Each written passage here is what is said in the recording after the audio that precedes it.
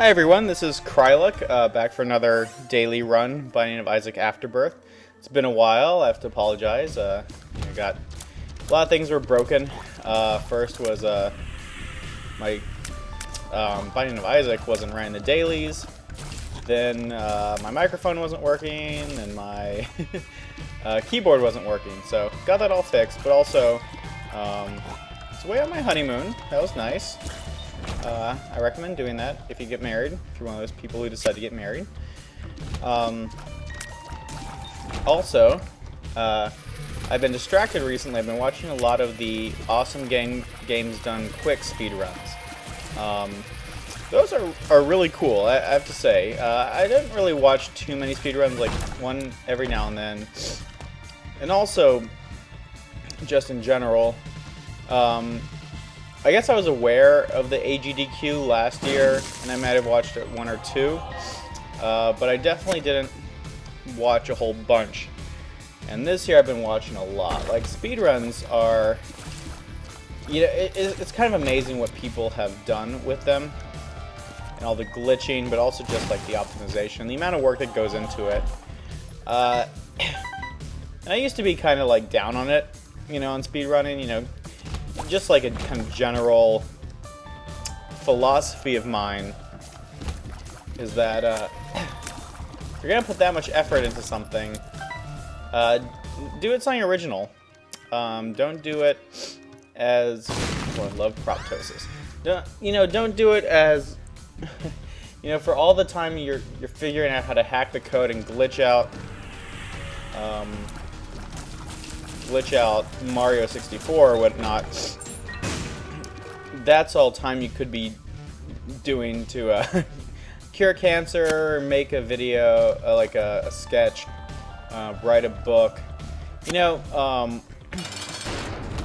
I think that was a little. I think that's a little.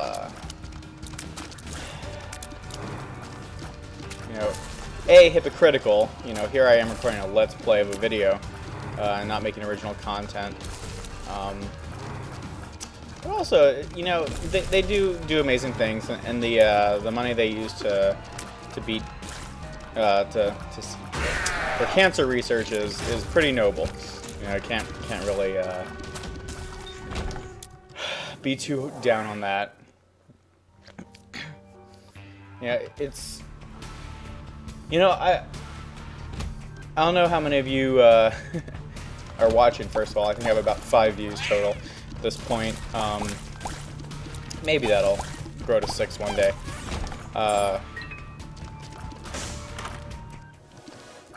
That's Scorpio? Yeah, I like Scorpio. Where I was going with this? Okay, so when you think about where society is going, if we don't kill ourselves off and all of that, you got to think that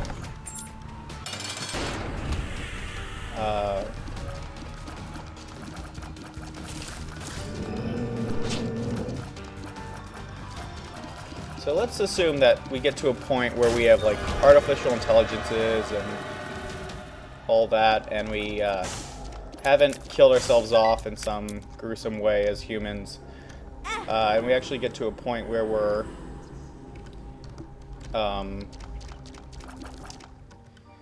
exploring space and yada yada yada, then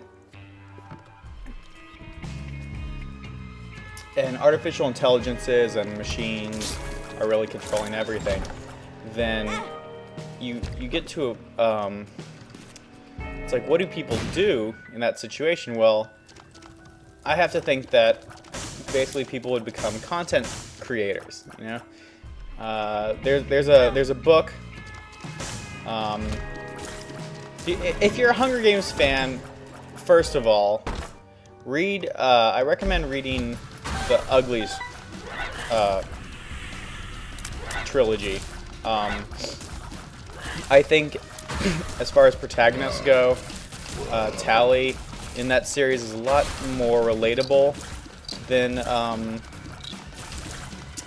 Katniss in the Hunger Games, and furthermore, there's just a lot of the world building is about as good. It might actually not be as good as Hunger Games, but I think it's a much better kind of intro to that sort of science fiction. I don't know if I wanted to take this technology. But where I'm going with this is there's a fourth book after the trilogy called Extras, which takes place, try not to spoil it, where basically it's in a different part of the world as the main trilogy. But it, I'm sorry, I'm coming off of a cold, I guess. Where the world, you know, this little city is run by machines, and people have like video feeds, and everyone has a different feed that someone can go into, and everyone's trying to get go viral. And I think we're starting to approach that, certainly at least in Western countries where YouTube and stuff are prominent. We don't have, you know, we do have like privilege over other parts of the world for sure.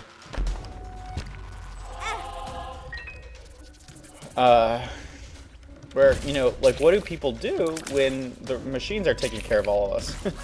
Well, we're gonna be content creators, and it's gonna be who can make the most viral content.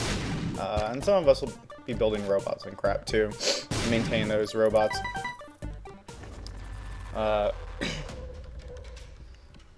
So yeah, you know, it kind of goes along with if you're not so much into the young adult stuff, which is, you know, I think young adult stuff certainly has a place. Can I not kill this guy? How do I do this? Did I get to a point where I can't? I have to be far away because of proptosis. This is awful.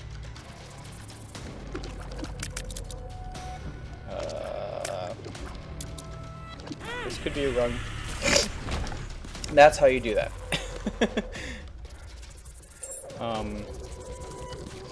The Ian M. Banks Culture series of books also kind of presents this universe where AIs run everything, and so the you know, it's not necessarily humans in that series. But where the biological beings, I guess, maybe is the best way to put it, just kind of do what they want, and are artists and scientists and you know, I think that's kind of, you know, would be a great place for humanity, society to go eventually. Again, with the caveat that we don't all blow ourselves up stupidly and can get to that point.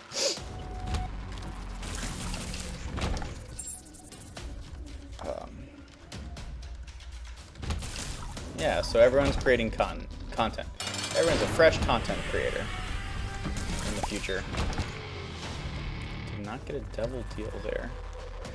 That was saddening. Kind of want my exploration bonus, so I'm going to keep going.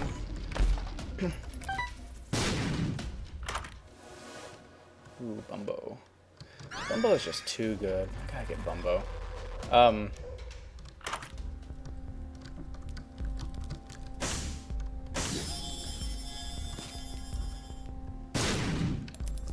Take it, Bumbo. Another thing I've noticed while watching more and more Let's Plays and speedruns, I think a lot about music. Specifically video game music. I don't know why. One thing I've noticed, it's kind of like a trope I guess, is that people who are into video games are also into the video game music. I have a lot of friends who are just like, oh yeah, this game has the best goddamn music, yada yada yada. And I've never been that guy, and not to say that there's something wrong with me, but I kind of feel like I should be into video game music more than I am. You know, I can certainly count on my fingers how many video game songs I can probably recognize and by name, or even like kind of think in my head, like, oh, that's what this sounds like. Let's try and enumerate them. Let's see, like definitely the classics, the Mario and Zelda.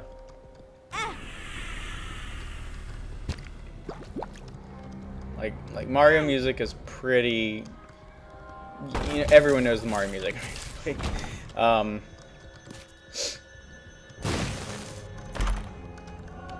that, Bumbo. There's a few Final Fantasy things I will know for sure. Basically, the Final Fantasy IV airship theme, Final Fantasy IV crystal theme, Final Fantasy IV and 7 Chocobo themes.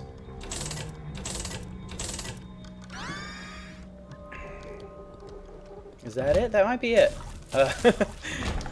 Oh, and then also, yeah, you can't forget Mega Man 2,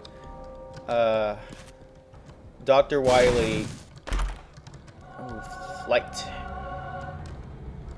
Mega Man 2, Dr. Wily Castle 1 is the best. Oh, I wanted Bumbo to get that. If you pushed me on it, maybe I could say like, oh, I know Metal Man. But probably not. But yeah, so I would say that's like the it's what, 8 songs, 8 video game songs I know.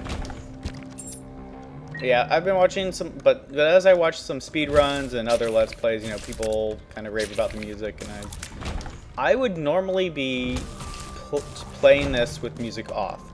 I would have my iTunes on in the background because I want that. But because of, you know, common use license and yada yada yada, probably not the best idea. I am going to take this because I think there might be 2 double hearts, but there weren't. Or 1 double heart. Yeah, so I would normally be listening to other music with lyrics. I was playing Isaac earlier today, as well as Legend of Heroes, second chapter, which is already an amazing game. The first one was amazing.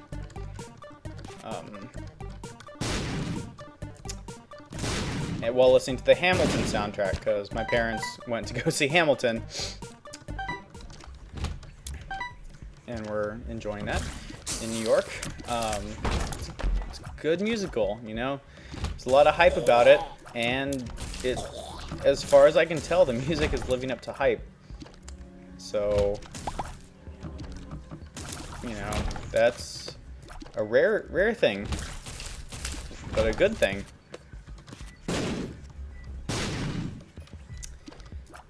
And ooh,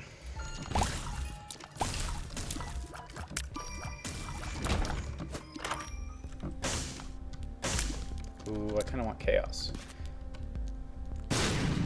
Oh, I used up all my money. I gave it to Bumbo.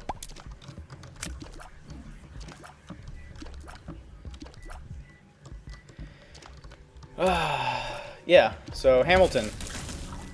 It's good music. Listen to it if you enjoy musicals, and you know, that's what I gotta say about that. See, I'm already on Depths 2, so there's really no point in getting the Steam sale. The exception that it would be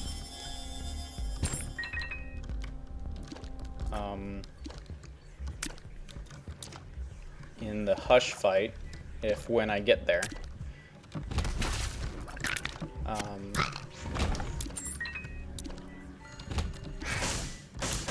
I just need music with lyrics. It's a weird thing, because I listen to a lot of Japanese and Korean music where I really don't know the lyrics all that well. I know I've learned enough Japanese in a while, in the past years. I haven't really practiced in a long time. Mom's knife would be a really weird synergy, but I don't know what it would be, so I'm gonna do this and get Leviathan or whatever bonus that gives. I did not even see that spider.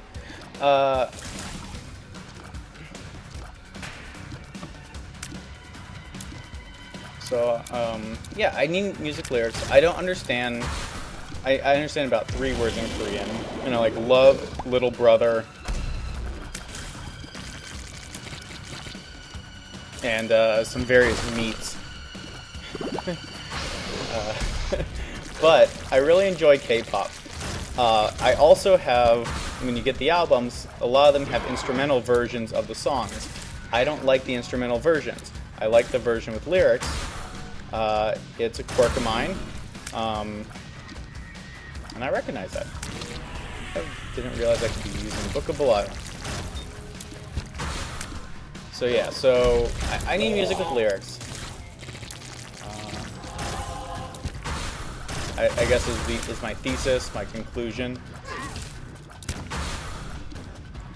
I don't know if I can say anything else about it. I was thinking the other day, I don't know, because I was thinking about music from Legend of Zelda. And, you know, clearly since, not clearly, but, since, really I guess it started with the flute in the original Zelda. Oh, what is this, Stain? Okay.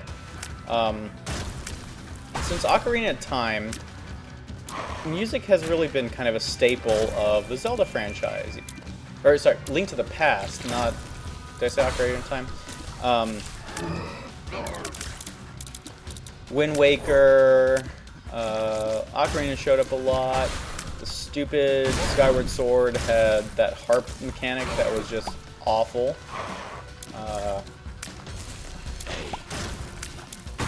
And I was thinking, you know, and this is a problem because I am a scientist, and I was thinking, you know, like, why would music be magic?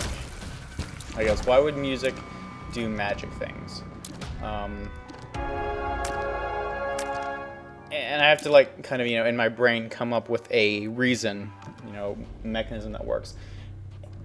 And I got to thinking about how frequencies and, come on, Bubbo,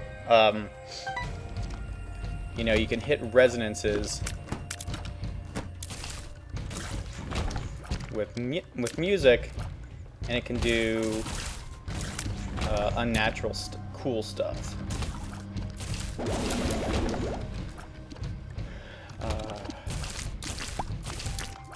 And so, you know, you think that's like kind of the system for magic in general is. I did not want that. Come on.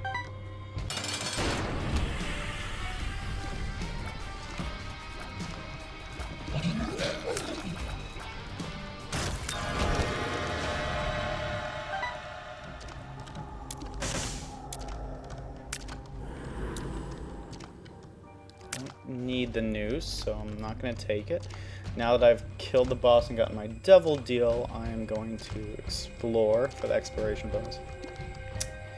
Yeah, so why does magic need magic words or music do magic things? Well, it would have to be because the combination of frequencies create like a resonance that compounds and has the effect, you know, if you want to cast a fireball, you are operating on the ether in such a way that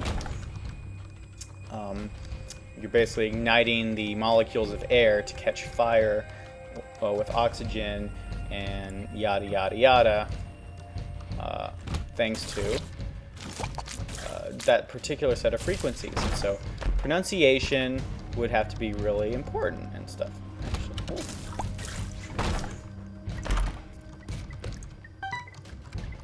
And that would be like kind of a cool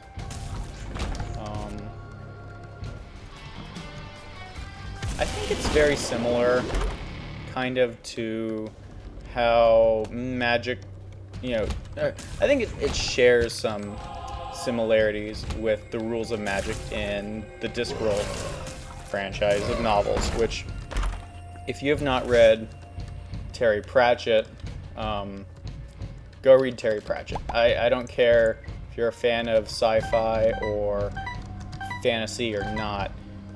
It is, you know, may the man rest in peace. He was just kind of a genius in exposing the systems that we have, for sure. That, let's see if these guys have any money in them. And they do. And kind of like bringing that to light and doing it in a playful, fun way. His books talk about everything. You know, they start with kind of the I did not want that. With the magical tropes and medieval tropes, and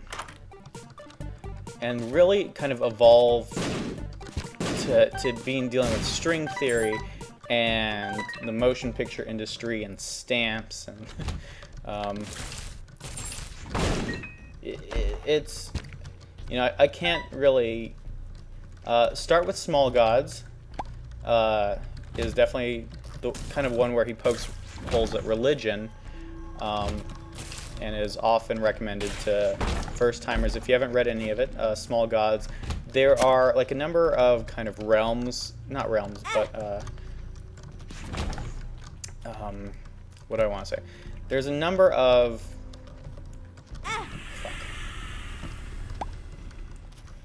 story of recurring kind of themes. There's one about the City Watch, one about wizards, and the wizards are basically the academia, which is great, having come from academia myself.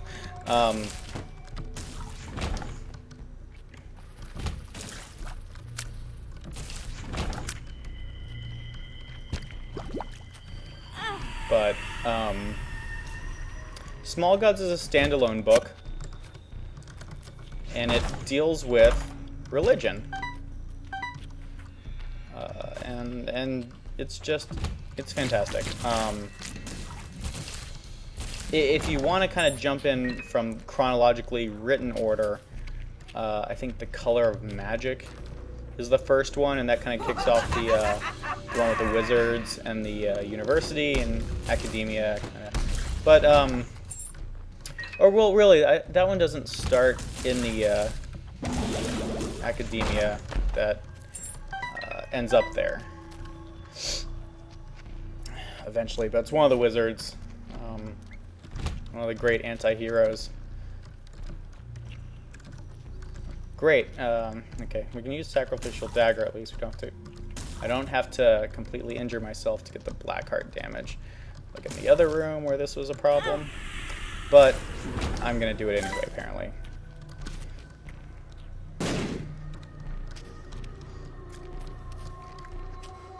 Yeah, one of my dreams, goals, I'm too lazy / busy playing Binding of Isaac to actually do,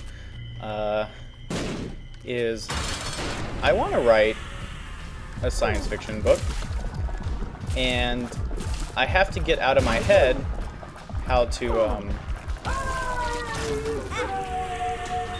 was not necessary. This like obsession I have with needing to know where everything comes from, and figuring out that physics aspect to everything. I'm gonna take that. I'm don't think I need anything else. I'm gonna take this though. I'm gonna take that for the Hush fight. I don't need the treasure chest.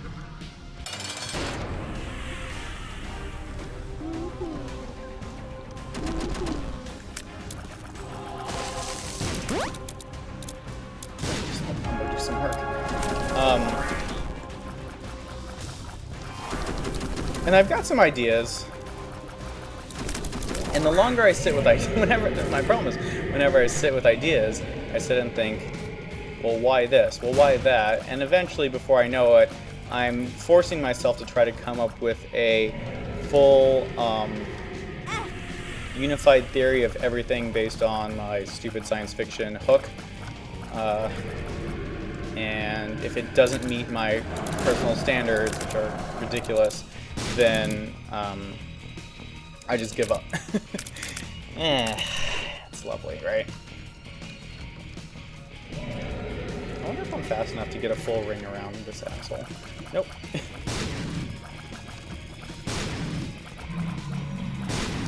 Gotta love Bumbo. And Tech X. Tech X is going to be essential for stopping the hordes of enemies. This guy is going to unleash on me in a wave or so.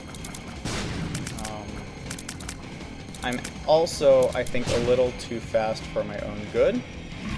I'm more running into shots than getting hit by shots.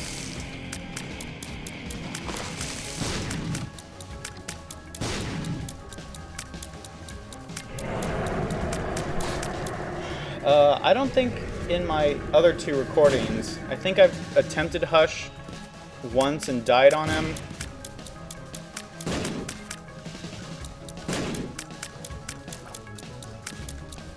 I don't remember the other one, if it was a successful run or not. But yeah, I don't think I've shown Hush. I've definitely not gotten to this point of the fight. This has been a fairly easy fight. He's not done a lot of his kind of more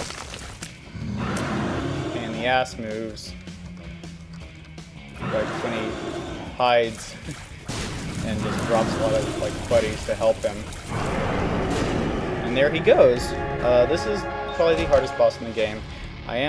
This challenge does go to Mega Satan. It doesn't seem to be a very difficult one. Honestly, so far we've gotten a lot of help with item drops, double deals and stuff. And so what I'm banking on at this point, got a sticky. What I'm kind of banking on is that I have not taken a lot of, or I've skipped past a lot of items that were not necessary, and my hope is that in doing so, I will not have a item penalty and thus enhance my score. Honestly, I feel like I've done alright on not taking a lot of damage also, although I have taken some damage that I wish I hadn't, but if I were better at video games, I'd be speedrunning. Bring that full circle. I used to speedrun in college. In college. I think I speedrun. I should say that in quotes. I have attempted to speedrun before, in the sense of how fast can I beat a game, and those would be. I'd try to do Super Mario World exits, the 96 exits. I think I can do that in a little over 2 hours, was my personal best. And get all 120 stars in Super Mario 64, which I believe took me closer... Oh, man, that was... Mario 64, I think, took me something like 7 hours. So I watched these guys do it in like an hour and 15 minutes or something tiny, and it's just, yeah, like, okay, well, I guess I was not playing with the big boys. I was very much Bush League.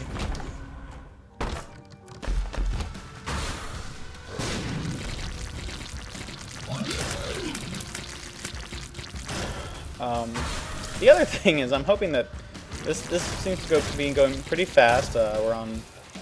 I should say this is the dark room, so this is the evil path, quote unquote evil.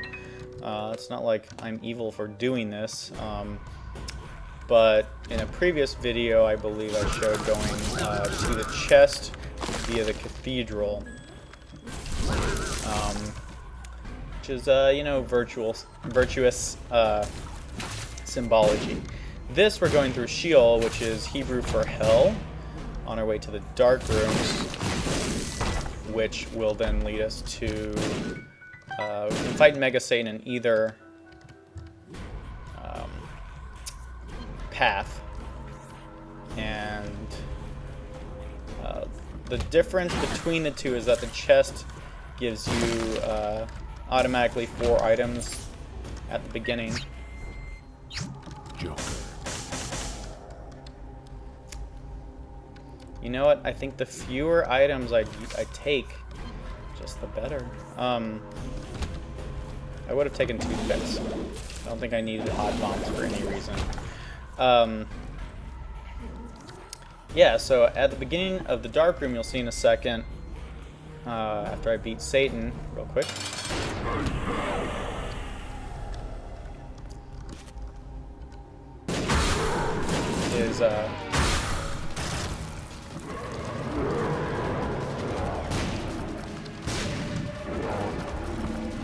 Instead of getting what would be 4 items right away, I get 4 red chests, which differ from the golden chest in that.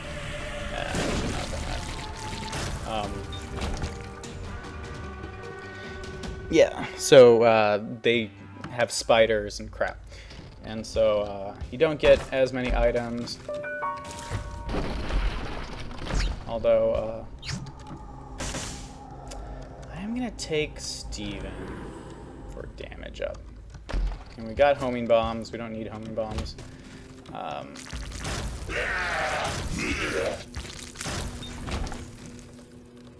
Because I have chaos, the item pools are all jacked up. So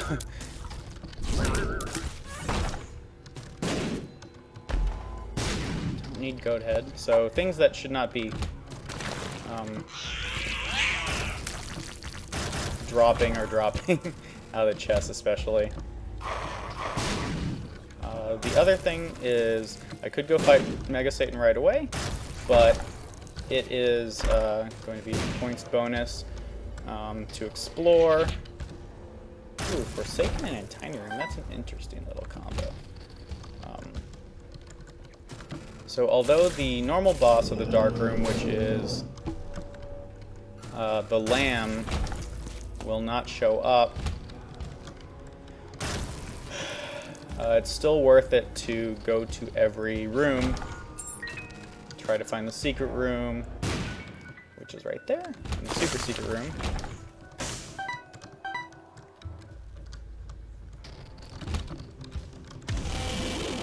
Just try to gain the points mechanic. Now, this is a theory. I think well, I have a vague idea of things that penalize you and things that give you points. But I've not really sat and done the math. Ooh, super secret room, first try. I don't really need any pills. Just I'm worried that they could do more harm than good.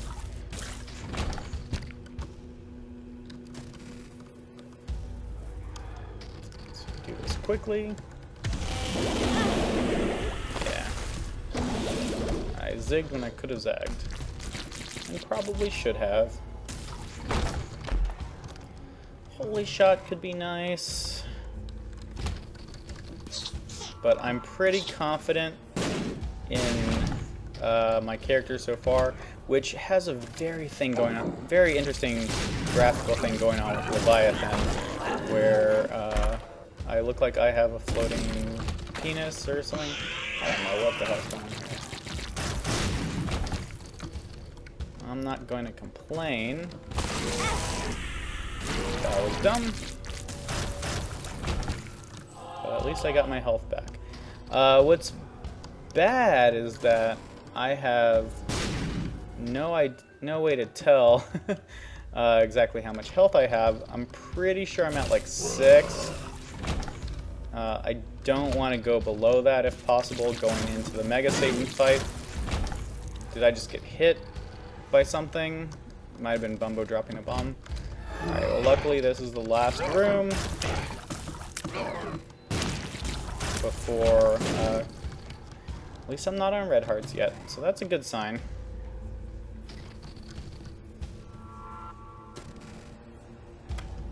Drop, I don't need these. Alright, Mega Satan, we'll pop Book of Belial to get a damage boost. You know, I think it's Noose, the Transcendence guy, with the Leviathan transformation that made my my Isaac, or my Judas, am I playing Judas? My Judas so wonky. Alright, so this is the second wave of mini-bosses that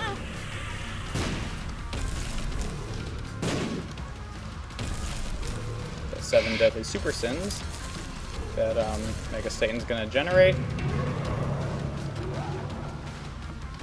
Now, third are the angels. So we've got his first form, 25% down.